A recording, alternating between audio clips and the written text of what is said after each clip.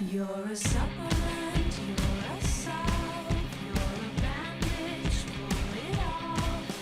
I can quit you, cut it out. You're a patient, I am love.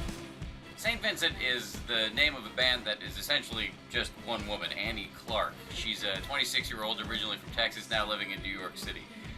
Her sound is a mixture of sweetness and creepiness, inspired, she says, in part by watching both Sleeping Beauty and Badlands.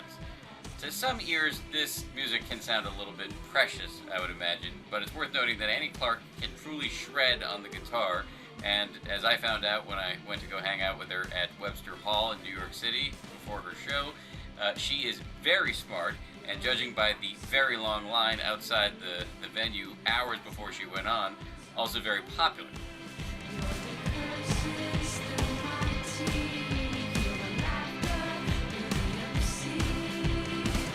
One of the things I find most fascinating about you is that you could, given your musical abilities and your voice and your looks, skate by everyone and just write really easy. Wow, thank you could write really easy stuff, but you don't.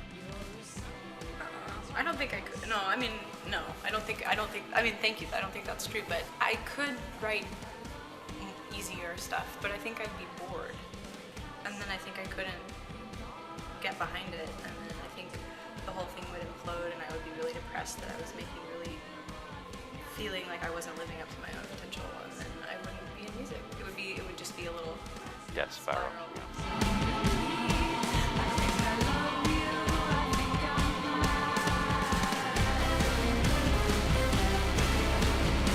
There's a mix on the album between this sort of sweetness and childlike sort of ambiance that you create with lyrics that are at times sinister. Is that the right word? You could call them sinister.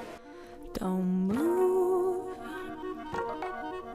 don't scream, or we will have to shoot. Stop. And is that a mix that you find intriguing? It is a mix that I find intriguing. I think those two things kind of coexist a lot of times, and like maybe just in my head. But so it seemed kind of natural to put them together. And I also thought about the idea that okay, I'll be a director, and all of my instrumentation will be cast members in my own little play, and so this guitar can be this monster, and the woodwinds can be this the innocent. While Jesus is saving, I'm spending all my days in backgrounds and landscapes with the languages of saints. I mean, it's pretty gutsy to put your face so prominently on the record. Yeah, it's a lot of face. Do you angst about that at all? I didn't have a whole lot of angst about it when I did it, and then once I started seeing posters everywhere of my face, I started being like, oh, why did I do that? Next one's gonna be like a raccoon with chasing a squirrel or something. Do you blog and Twitter and MySpace? I started twittering. It was a low point.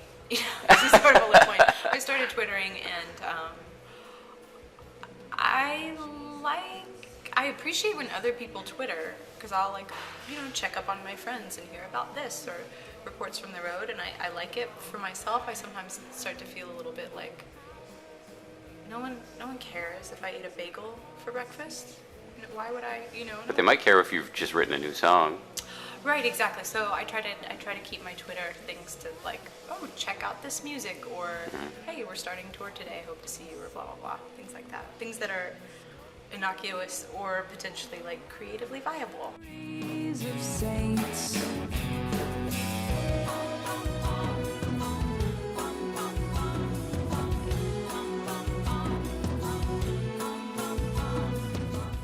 When you write, what are you writing on? On this record, I wrote almost all of it on the computer, drawing tiny notes in MIDI scores and GarageBand.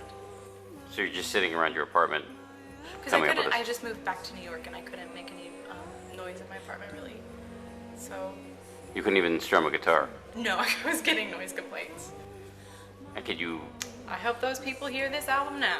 No, just kidding. Totally kidding. The one to save my saving grace.